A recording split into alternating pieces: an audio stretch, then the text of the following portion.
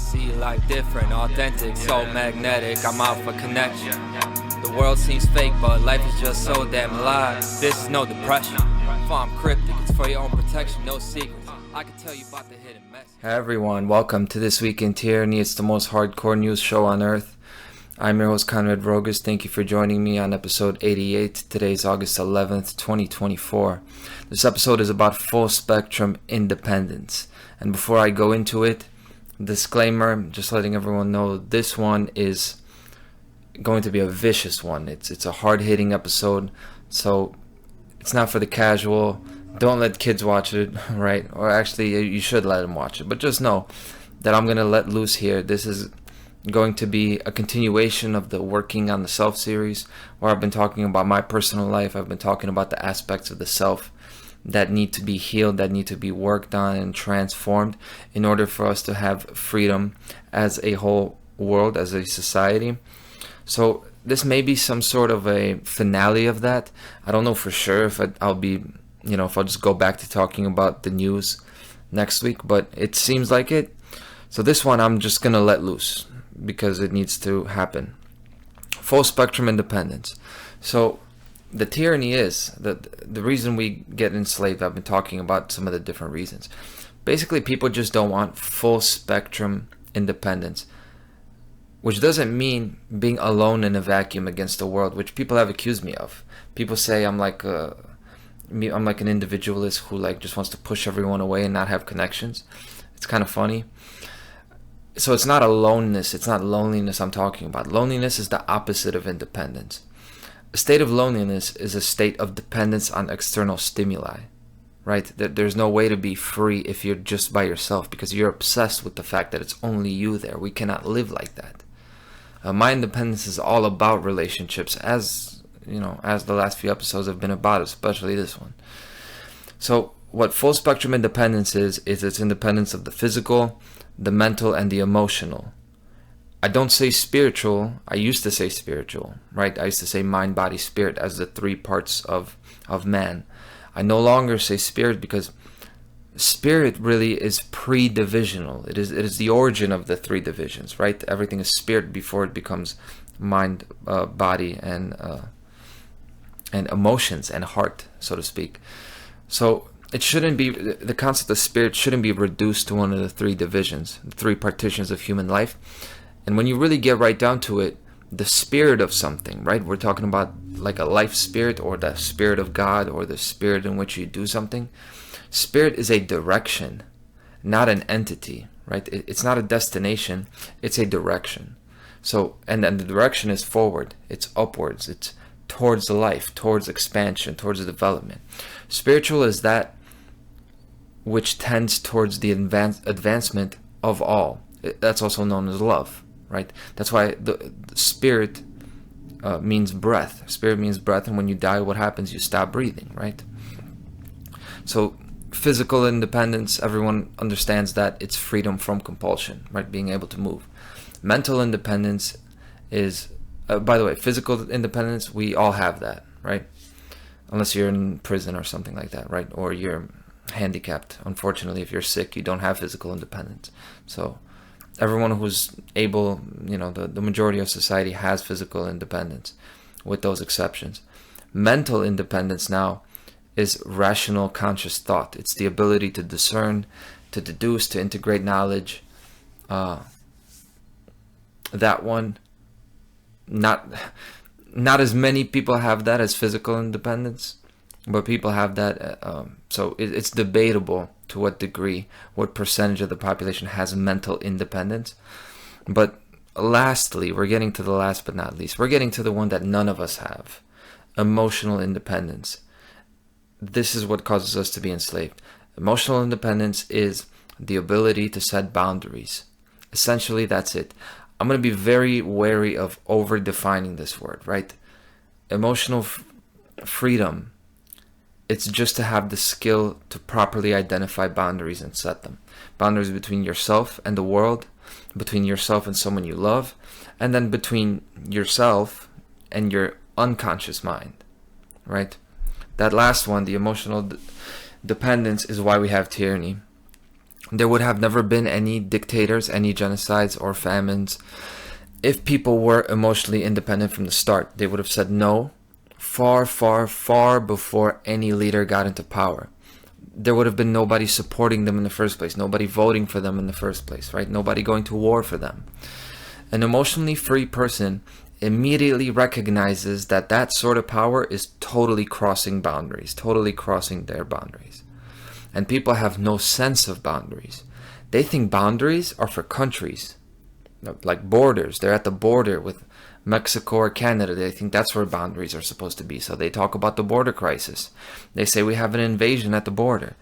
Actually, it was an invasion long before it got to the southern border. The invasion happens the moment someone takes money out of your pocket and gives it to someone else, like taxes. That's when the invasion begins. And the conservatives are fine with that violation, I guess, as long as it's within the parameters of their homeland, apparently, right? So they're like the girl that says, you can choke me, but you can't pull my hair. So, okay, cool, no problem, but we're past vanilla, aren't we? Like, we're into playing domination now. Yeah, so I don't like these arbitrary pseudo-moral standards that the boundary should be at the border now, but it's okay to take taxes from people, and that's fine, and it's okay to put these people on welfare and take from these people. That's conservatives. Liberals, they're totally for open borders, not because it's the correct spiritual position, because that would mean you don't stop anyone from crossing the border, crossing an imaginary line, but then you also don't support them financially when they get to wherever they're going. You don't give them food or health care. That would be the spiritual solution, because the spiritual solution is everyone who gives freely, under their own choice, their own volition, not under compulsion or requirement. But liberals are therefore a wide open border and society because they've given up their boundaries long ago. They're like the girl that says, you could do whatever you want to me. You could choke me, pull my hair, smack me, put it in my ass, as long as you do something to me, right? Anything but leaving her alone. Anything but asking her to actually be present, right? To actually live life. That's liberals. So the reason people believe in these bullshit ideologies, the reason people believe in cults, the reason they believe in terrorist organizations, right? Like Hamas or Israel, right? Terrorist organizations like that. It's not that they can't reason properly. It's not mental dependence. Although that is true, they can't reason properly. But it's not because they're intellectually not capable of doing the wiring, of arriving at the correct conclusions. I've talked to plenty of people that are smart enough to understand that society is a giant pyramid scheme and all the world institutions are working against the individual. They should be able to deduce that. The reason they don't understand it is because of their emotional dependence. It's skewing their reasoning and it's corrupting their thinking. Okay? So I'm talking about safety, security, nurture, and care. These are the things. And the institutions that work on that, they are government, church, activist groups, science organizations. These groups all satisfy that need for that emotional dependence because they're groups. Groups are effective. The more people there are in an organization or just in general in a family, the more people there are, the more dependable and safe an emotional safety net is. So you can be dependent on one person emotionally, and people are, but that won't lead to mass delusion. Those cults are rare where you have one cult leader like Jim Jones, right? That doesn't tend to lead to mass delusion and mass indoctrination because it's hard for one person to be that provider of care 24/7. He'd have to be super charismatic, super present, very unique type of person, right? A great manipulator. That, of course, does happen. And at best case, it happens when you're in love with somebody, right? That person you're totally emotionally dependent on them. At the best case. At the worst case, it's an abusive or toxic relationship, and there are plenty of those. That's what that is. But we don't have that. We don't have emotional dependence on one person. It's dependence on these groups. But we have to ask now, or ask ourselves, where did emotional dependence come from? What is the origin, right? So when does the problem with boundaries start, right? We talked about emotional dependence, and it's the lack of ability to set boundaries. Well, when does the concept of boundaries start in a person's life? Birth and childhood. It starts at birth. We learn about boundaries from our parents, mostly our mother, right? When boundaries are introduced and implemented gently and naturally, then you get an emotionally independent child. When boundaries are introduced abruptly or without communication, it's not clear what those boundaries are, or if they're not introduced at all, then you get an emotionally dependent child. It's that simple. Now, many researchers, psychologists, people I truly love and respect, they all point to childbirth as the original trauma that all of this emotional pain comes from. So you know how the story goes. We were in the womb of the mother. There was no danger, no anxiety. All the love and nourishment was given instantaneously. And then when we were born, we were ripped out of that. We were born into this cold and dangerous world where we're vulnerable, we're defenseless, and we all struggle for the rest of our lives with that deep-seated trauma of our mom abandoning us. That's the general view, right? So, first of all, I don't believe childbirth was naturally ordained to be like that. I think childbirth is traumatic for the child and the mom in the modern day, in the condition that we do it, in the way that we do it. I think natural birth in a natural environment is completely different. But more importantly than even that, I take the occult viewpoint that birth is the way it is because we have been killing and enslaving human beings for thousands of years. We've been removing them violently out of life for thousands of years. So now when one of these souls that has been removed now is coming into a vessel, is being born into the world, is coming into this world. Is it any wonder that happens? So that it's traumatic and painful and violent? And not only that, people have a deep down guilt and shame about sex in general. And sex is how children come into existence, right? So what do we expect? Like, what do we expect nature to give us? I totally disagree that childbirth has to be painful for the mom and scary for the baby. It's more bullshit propaganda. It's more evidence of having no imagination of a spiritual world. It's more lack of desire of really getting to know our world and to live symbiotically with it. And I also disagree that childbirth is exclusively to blame for the abandonment issues of the individual. It's not. What it is the quintessential symbol of separation. Yes, birth is like basically represents all of that trauma. The transition from oneness into a world of boundaries, right? But as far as harshly imposed boundaries and traumas go, resulting from that, I think the damage done in infancy and early childhood and childhood, this is what does it. This is what corrupts people and breaks them. Not just the birth process. Your first heartbreak is not always your worst one, right? I'd say it usually isn't. The ones that hurt the most are the ones the more developed and advanced you were, right? So it actually hurts more over time, right? Because we were not developed enough as beings to be so traumatized by birth, even though it is extreme considering the state of fragility and vulnerability at that time. But now my point to setting boundaries in childhood and how they're to blame.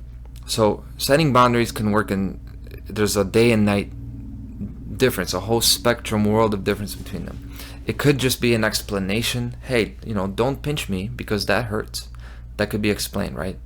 Another way you could set a boundary is when a child does pinch you, you just fucking wind back, hit them right in the face, knock them out cold on the floor.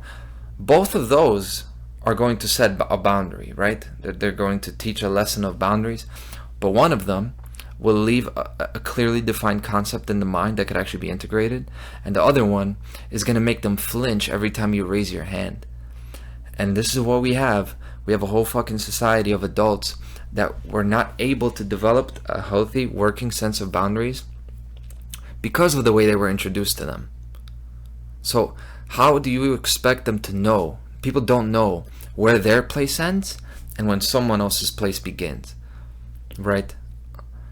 Being secure with yourself, being comfortable with the fact that others are going to do things that are wrong and harmful to them, but it's not your place to try to stop them.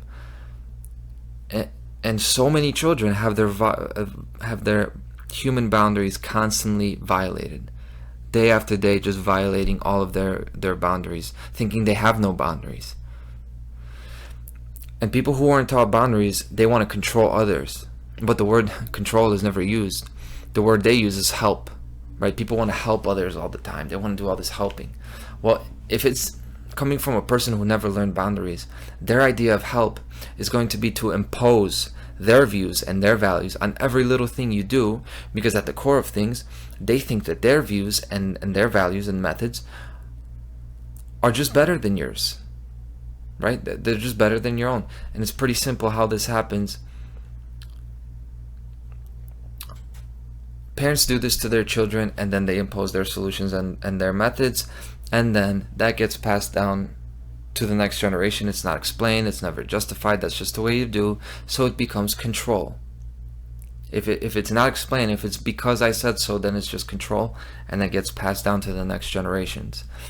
And again, I talk about nuance. You got to recognize the nuance. I'm not saying that every person that had strict parents that were constantly watching them grows up to be a controller. Some of them don't. Some people actually manage to grow up very conscious and aware of their boundaries, right? Since their own boundaries were not respected. Very small minority. Then you have the people that grew up without boundaries.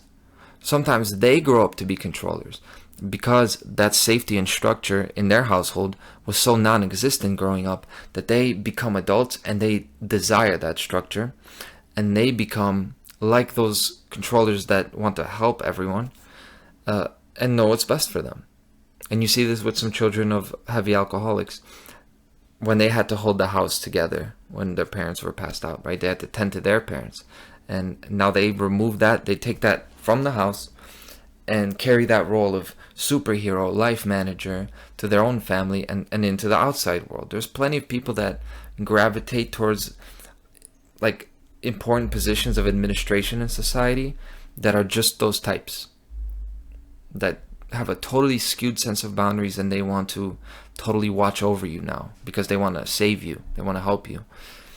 Generally though, people who grow up without boundaries, meaning no structure, one day kind of just blends into the next, you get to do whatever you want, there's no general set purpose for things, right? You don't have any expectations, you don't have any responsibilities.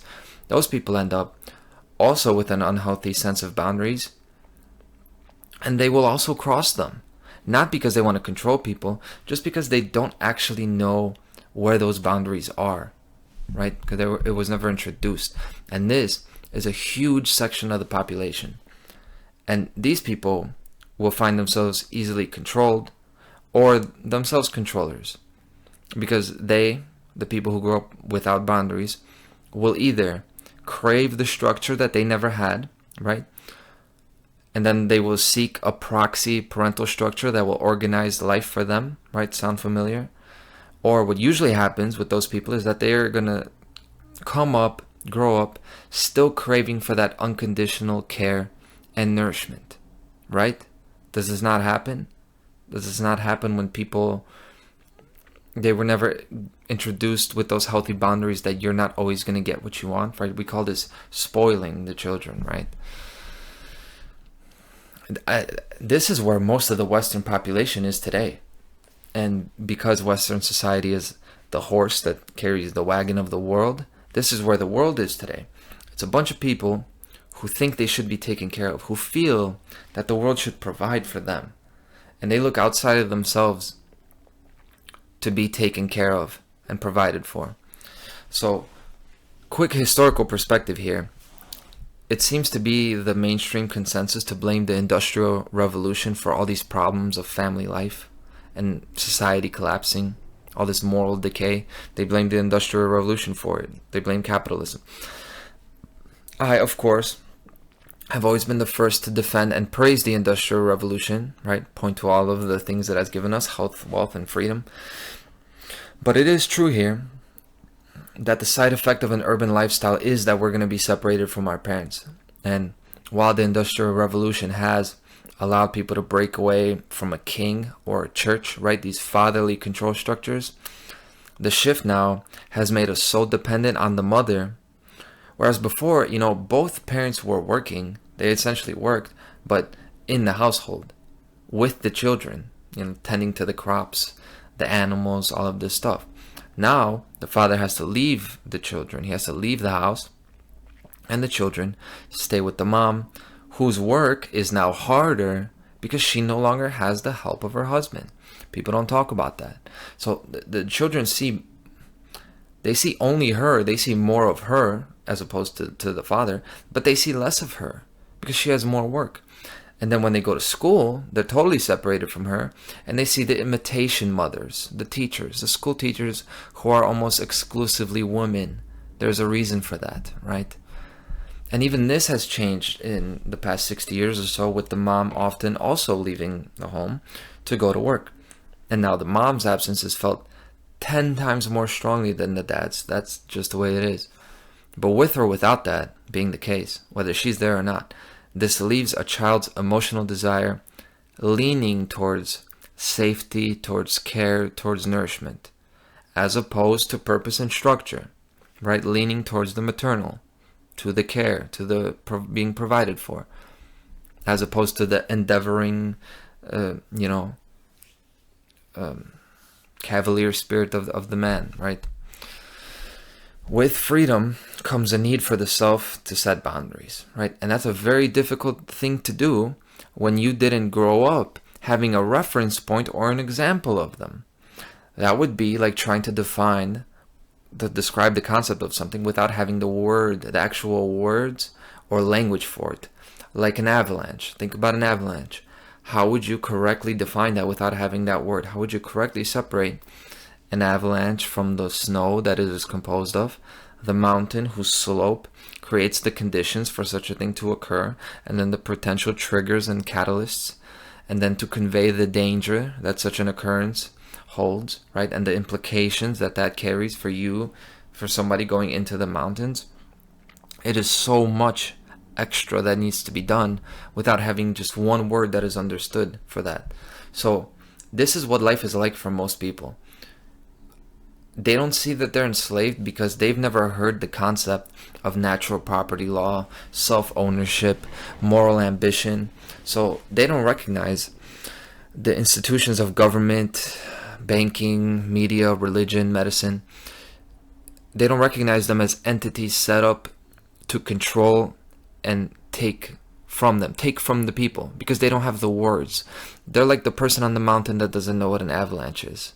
They've never heard the concepts. They've never been properly explained to them, communicated to them. They haven't integrated that sense of boundary between them and the mountain and what an avalanche on the mountain will do for them, because they lack a correct sense of self. They lack a knowledge, an understanding of boundaries. It's really a lack of a sense of self. This is what causes people to be the way they are. Now, sense of self begins at birth. Before birth, it was total integration. It was total entanglement. Now, a natural ecstatic birth would be a perfect, gentle first lesson about boundaries. A lesson that being a self, separated from the infinite care and nourishment, is not death or abandonment. It's actually an incredible transition. Our society today should be striving to make strides in that area and put the best minds of the world to research that, how to create those conditions, how to make that happen. Fuck a cell phone or a self-driving car. That's what we need to focus scientists on.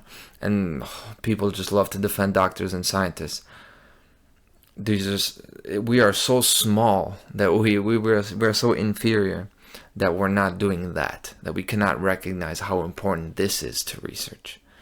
You have to leave it up to soccer moms to look it up for themselves on on their phones, right? Because we have scientists that can't figure out that maybe it would be important to study the conditions of birth and not just the chemical.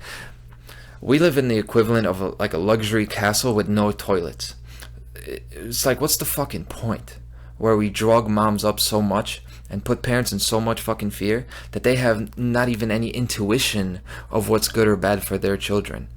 We have parents that they'll read something, they'll read like one of those fad newspapers, and they'll quote a study. That new study has found that now you should sleep with your kids until they're 15 years old, or you should never sleep with them and just leave them in the crib. Don't go to them when they're crying because they need to learn how to be independent. That's how fucking stupid people are. They'll just buy that shit because they read it. Like, this is where we're at. What's the fucking point of all this technology and all this research if it's going to be advanced in one area and it's going to be totally fucking Stone Age backwards in another, where it really counts? And to kind of put an addendum on the historical perspective, this is why socialism and communism springs into being at around 1800. It was an immediate reaction to a split. The Industrial Revolution was the historical birth of modern man. Before then, like I said, it was before birth, it was integration. Well, before the Industrial Revolution, we were so defined by our faith, by our race, by our nation, our general group. And then with industrialization comes a sort of violent liberation. It was a violent birth. And before that, now why was it a violent birth? Because we come from a violent past, right? Feudalism was not a healthy household or a healthy pregnancy. So it's like industrialization comes with a sort of fetal alcohol syndrome, right? The early city is an opportunity for success and for growth, but it's like an opportunity for crack babies. The poor creatures are so damaged that it's going to be very difficult for them to achieve any kind of success and attain to anything, because how did they have a chance when during the conditions that were leading up to the Industrial Revolution, we've always been enslaved.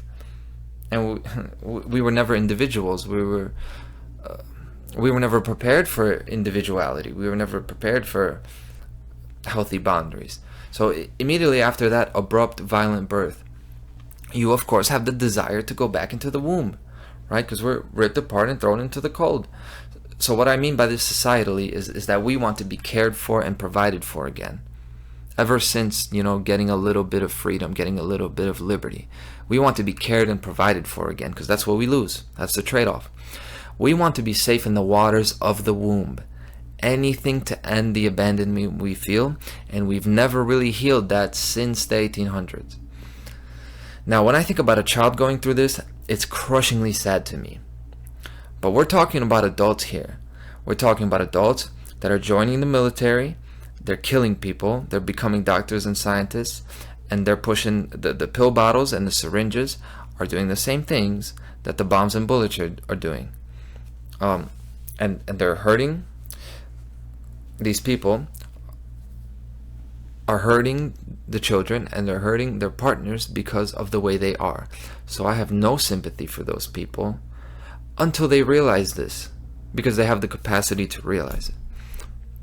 So progressivism, environmentalism, pro-LGBT, universal healthcare, social justice, this is all just today's version of that original 1800 version of socialism.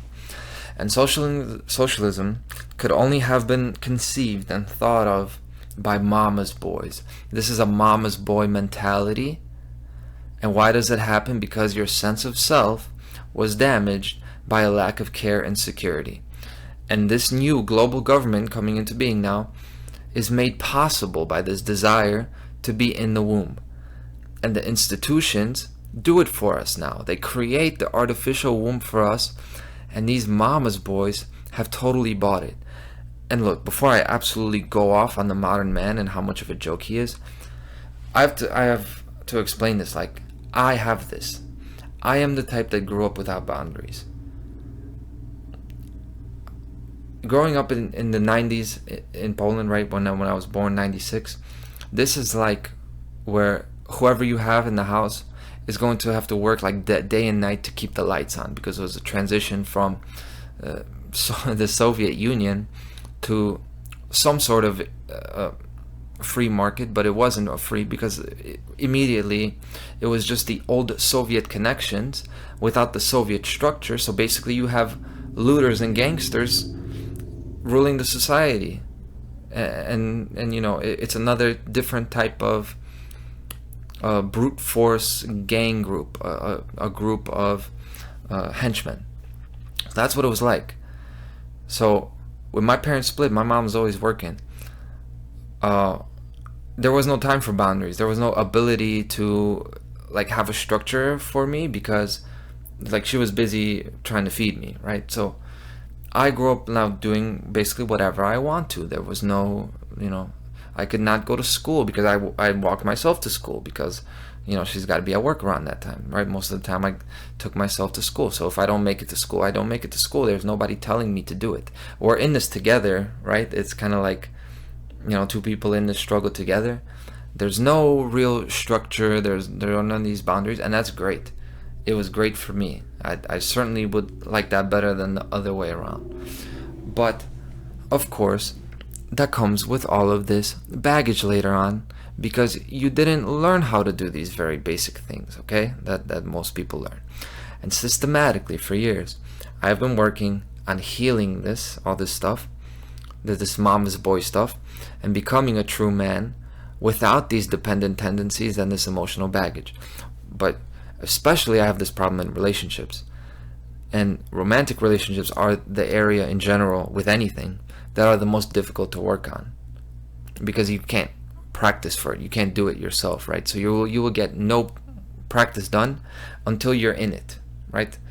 And only that is the only experience that you could take from it, right? It's the hardest thing to do, because it's always with that person, where boundaries are already a tough thing to do when you're in a romantic relationships. They're already starting to merge and fuse. So when I meet someone and I like them, I feel like spending every moment with them and like merge with them completely. Now that's a problem, because then that of course comes with the kind of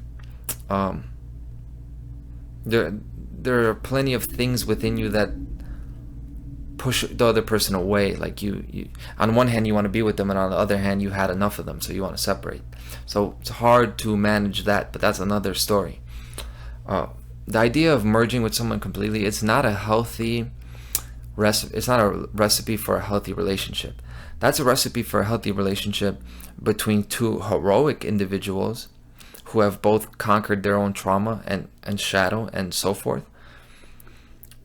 So yeah, wanting to be with someone all the time, it's rational and healthy only if that someone is truly the real deal, right? That's when it makes sense. Otherwise, there need to be boundaries. Like all healthy relationships that actually exist and have stayed together, they have like boundaries. They're both their own people. They're not like a unit, right? I don't want to over explain this. And I know that a bunch of men right now are thinking they're the real deal. A bunch of men think that they are the real deal, that they're real men, and that I'm not talking to them. This is the problem. I wish everyone could just see their own character flaws and their cognitive dissonance all at once, like violently, like the way that I have. So you could see the scope of work that needs to be done for you. But no, they think they're fine just the way they are, and that the world should adapt to fit to them. And that's what happens when you're a mama's boy. They all blame the environment they grew up in. And gangs and prisons, they're full of mama's boys. They're full of excuses. Everybody has a million excuses for why they are the way they are. And it wasn't their fault. And the gangs and prisons are full of them, and the gangs or prisons are guarded by daddy's boys. And you have the other half of this, right? The people who are just going to do anything to make daddy happy. But that's coming to an end. That age of masculinity, false masculinity, it's coming to an end. There's a worldwide cyclical return to femininity now, which is why the forming world government is taking on the motherly role now. So when you act up now, you're not going to get a talking to or a spanking. Now you won't get a hug. You won't be able to go outside and play. You won't get to eat what you like. And although it seems It looks less strict and less authoritarian because it's always done with a soft voice. But the control permeates every area of your life. And that's how it is with the mom. She's with you every area of your life, you know. And this is especially so for men, right? As a boy, you know, that connection is different than I think a girl with her mom. But beside the point, she's there every step of your life for a boy or girl, right? Your mom is with you from food, from feeding you, from beginning, going to the bathroom, to how you dress, how you feel. It's all the mom. And now these conservatives, the right wingers, their mama's boys tendencies are showing now. So you guys want cultural purity, you want safety at the border, you want financial safety, right? Assurance of stability financially with the economy. You want all of that without any effort. And they think they're putting in effort. People think that they deserve the life they want. So oh, I work to put food on the table. I'm raising my children. I only drink on the weekends. I don't even beat my wife, right? No, that's what you're supposed to do, you fucking idiot. It's the absolute baseline. It's the absolute baseline for being a man. And you're supposed to get a pat on the back because you basically, you learn how to eat and shit like a human being. And I know the modern women are worse. I know the modern woman makes this mama's boy seem like Hercules. Modern women are psychopaths. They're group thinkers. They're narcissists. They're completely devoid of any motherly instinct. And they're barely suitable for a casual relationship, let alone marriage. But I'm not talking to the modern woman because I don't expect her to change. I expect these kind of fucking women to stay the hell away from me, and I expect a real quality woman to find me. And no, it shouldn't be that hard to find a good woman in the world, but it is. And in a natural society, it would be good enough for you to just go to work and handle yourself and just be there in the house and just be yourself. But we're not in a natural society. We're under attack. So, yeah, I just want a good woman too, right? Just like everyone else. But this is how you do it in 2024. You don't do what your dad did. You find the highest values that you want to embody and see in the world, and you hardcore, extremely pursue to live and embody those values. And then when you sift through these women like through sand, you're looking for a nugget of gold in sand, you're going to attract one that is worth attracting, because she, no doubt, is starved for a real man, starved for him, no doubt about it. Because where are they? So remember this, everything is working against you in the dating scheme, and in the general sense, everything is working against you as a man. But if you can defeat it, if you can break through, then it's really working in your favor, actually. Because if you manage to live in accordance with reality and really be a productive, real, and honest man, then it's like the tables are tilted in your favor, right? When you break through that barrier of being a spiritual alpha, meaning body, mind, and emotions are all working towards the same direction of development and individuation. Because then it's like there's no competition up here. It's like you're the only dude at a house party. That's the reward there. There's like a real reward here. But now, I will admit, there aren't that many people at this house party. Given, okay, fine. But that's why it's our job, my job, to attract women to the party. You gotta be like the bird with the loudest song and the brightest feathers, right? And that's why I focus on the men, because the world is controlled by men. It's gonna take men to stop them. And mama's boys are not gonna cut it. 9 to 5 football watching men are not gonna cut it. The after-work beer drinkers are not gonna cut it. Yes, I'm talking to you. How about inspiring some people around you to be better? Who looks at you and says, damn, I want to be like him. I want to do what he did. Now, plenty of men are like that. Plenty of men, but the things we admire and envy about them have nothing to do with genuine lasting value. We admire them, but they're generally not worth shit as far as their character. We admire them and envy them for different things. When it comes to the real shit, who even knows what to look for? The other day, I woke up with my left hand being numb, right? And I realized that just if the surface of our skin was numb, we wouldn't be able to function. It's impossible to live in this world without sensation. And nature is like our mother that nourishes us constantly. So if you're deprived of touch, you crave touch. That's all you're thinking about. If you're deprived of admiration, you crave admiration. And all of us, we crave care and nourishment. So now whoever is in power, whoever wants power and control, will then provide it for us. That's the thing. That's all they need to do. Not real care and nourishment, but a substitute, right? And there's a parental substitute now for every aspect of life. Federal agencies deciding of what you can and cannot eat, right? What's safe, what's unsafe. Like a fucking mom, digging through the food. Here comes the plane. School and college then directs your life direction, your vocation. Government then decides where you can and cannot go to travel, right? You can get grounded in this society. Unemployment and welfare provides for you if you can't provide for yourself. They always pack a lunch for us. If you can't provide for yourself, then your proxy parents are going to take some of it so you don't have too much for yourself. And there's so much of this, I could go on for hours. And in the 21st century now, it's going to the next level. It's not just an overbearing proxy parent, but it's a full return to the womb. It's a umbilical connection to authority. And social media and high-speed, high-intensity communication, it provides all of this environmental stimulus for people. It's constant stimulus now, a stream of it. So the dopamine, the adrenaline, easing boredom, alleviating anxiety, all of this instantly. We no longer will get that lack of sensation when your hand goes numb, right? In other words, there will be no sensory deprivation because there's a constant chemical stream of stimulation. That will no longer happen now because we'll have a hardwire permanent connection to society, like the umbilical cord in the womb.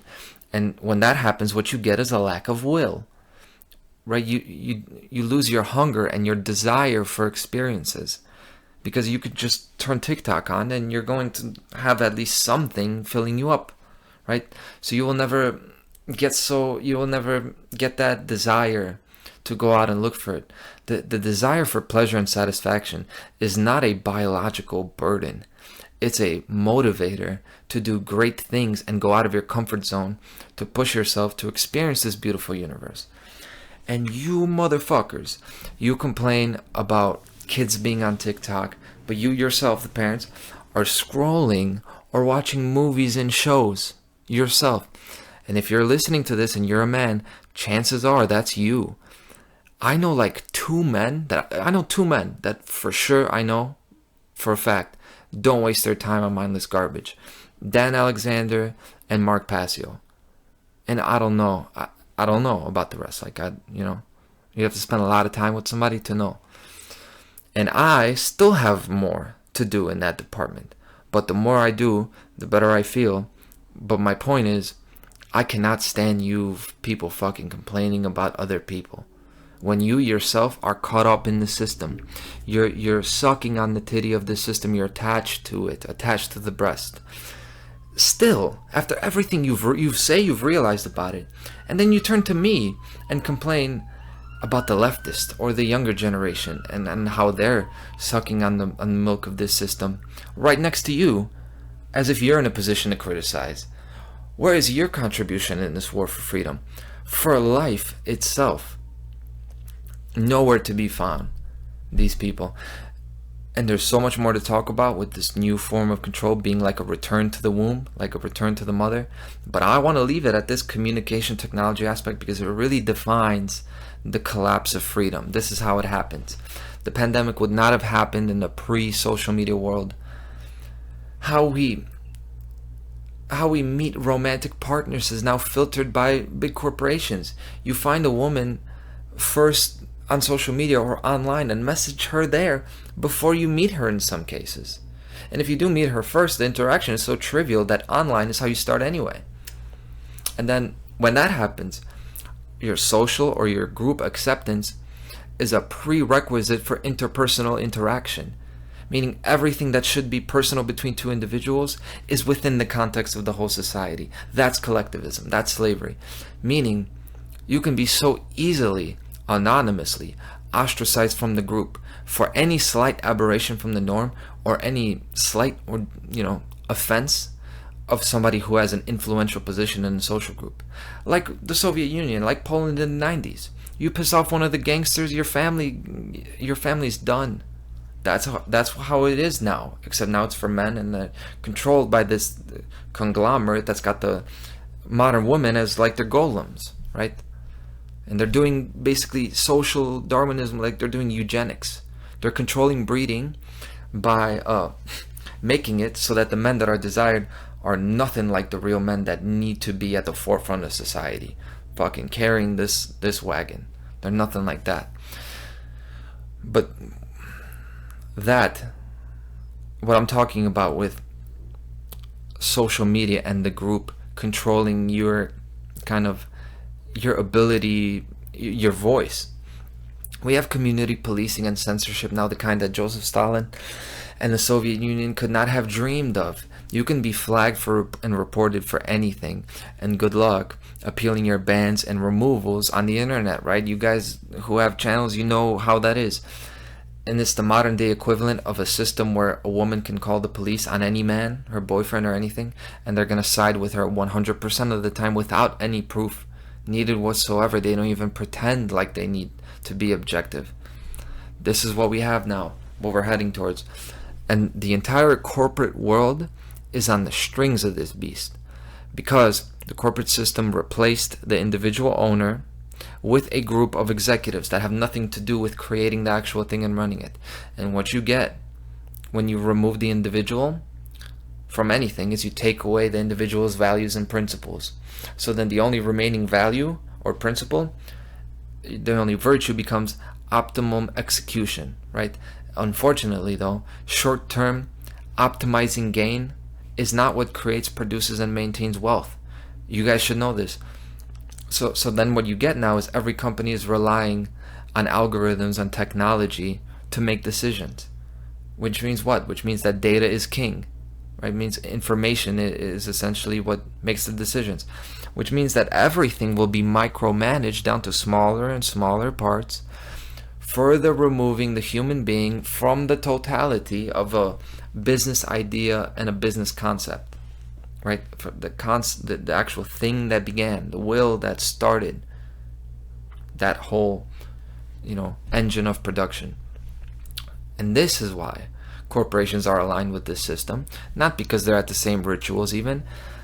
It's just because of the structure. 99% of the people in business do not understand that the fundamental flaw in the corporate model is this. It's the removal of the individual. And they don't understand that this has completely been conquered, the business world, the corporate world, by the modern control system, and made to be its golem, right? The world of business, it liberated people from their chains at first, but now it's become their enforcers, become the henchmen of the controllers, of the absolute monarchs of old, of the emperors. Now you, the individual consumer, are next. The more you're dependent on products and services, the closer you are to the womb. All these niceties of modern life are substitute for motherly love. And as a species, isolation and abandonment have always been the core issue. It always has been. And that used to be satisfied by a creed or a culture or a religion, right? Not anymore. Now it's literally just stimulation. It's literally just nourishment.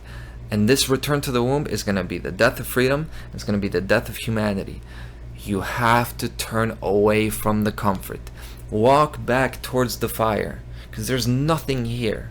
You're marching to your own gas chambers. Make yourself less dependent on products and services. Become someone who produces, whose services are wanted. This is how you win. You have to turn back towards adulthood. Endeavor to leave the comfort behind, leave the comfort of the home behind, and grow your own individuality, your internal comfort, your inner peace, right? And you use your being starved for love. Use your desire for love and nourishment to actually find it with a real physical, mental, and emotional adult. I am so disgusted with what the modern man thinks is good enough as fulfilling their role. In a period of time in history where we're about to lose the opportunity to fully live life, that people have suffered lifetimes and died for, been tortured for, endured it for thousands of years, and you think that your coffee table monologues and your Facebook posts fulfill your role as a man somehow. I just need to get it off my chest. Let it be heard that I've always hated cowardice and weakness. I've always hated it in myself. And the more I free myself from it, the more of it I see around me. What else will it take? You people are fathers. What else will it take for you to take this seriously enough to fully engage yourself in your life, your actual life? Not talking about making a YouTube channel. Engage in your every moment of your life, actually. When your children are being slowly killed and you have realized this, you've admitted that you know this is happening. Look, ignorance is one thing, but when you've seen the truth and you will willingly turn away from it because you are too weak, that comes with a whole different penalty and a whole different level of pain from the universe. And I know because I've done it. So let this episode just stand as like a tiny little dipping your toe in the water in this little ocean, in this little glass of what comes from an ocean of karma and consequences that the universe has for you. The contempt is not coming from me. It comes from all of the murdered, unborn, and future children. That's all I'll say, and I think that's a perfect way to end the series on the self. That's the mirror you gotta look into. That's on you. I've done it. I'll see you next week on This Week in Tyranny.